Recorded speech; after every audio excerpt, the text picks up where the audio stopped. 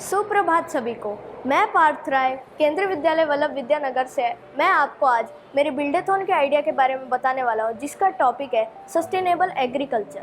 तो उसमें हम फार्मिंग करने वाले हैं। फार्मिंग का एरिया बनाएंगे जिसमें हम 3 तरीके की फार्मिंग करने वाले, एक हाइड्रोपोनिक, एरियोपोनिक और जो ट्रेडिशनल वे ऑफ फार्मिंग होता है जिसमें हम गड्ढे में खुदाई करते हैं और वो सब बीज भी बोते हैं वो सब।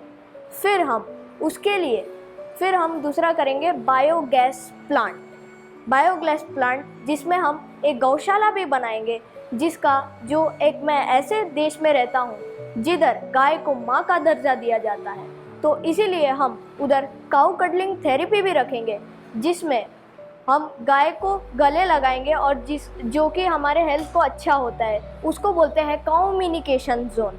और फिर जो गाय का मूत्र निकलेगा और गोबर निकलेगा उससे हम बाई प्रोडक्ट्स बनाएंगे, जैसे कि आजकल मिलते हैं गाँव के मूत्र और गोबर से जैसे धूप निकलता है, अगरबत्ती होती है।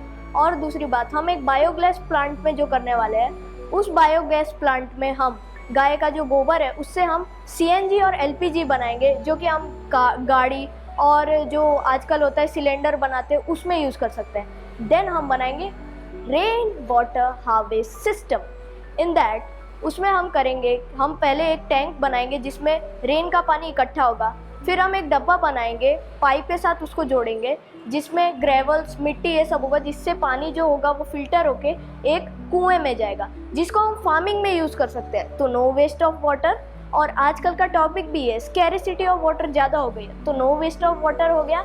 एंड देन हम करेंगे सोलार पैनल, जो कि हम टेरेस पे लगाएंगे, जिसमें हम एक व्हील भी लगाएंगे, जो सोलर पैनल की एनर्जी होगी वो हम यूज़ करेंगे हाइड्रोपोनिक एंड एरियोपोनिक फार्मिंग में।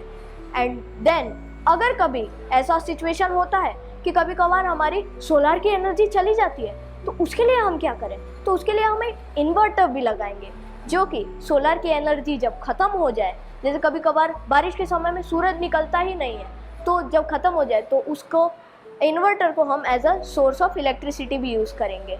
एंड हो गया। और हम एक प्लेइंग एरिया भी बनाएंगे जिसमें लोग घूमने आ सकते हैं और टूरिज़्म भी हो सकता है, तो टूरिज़्म भी हम करेंगे।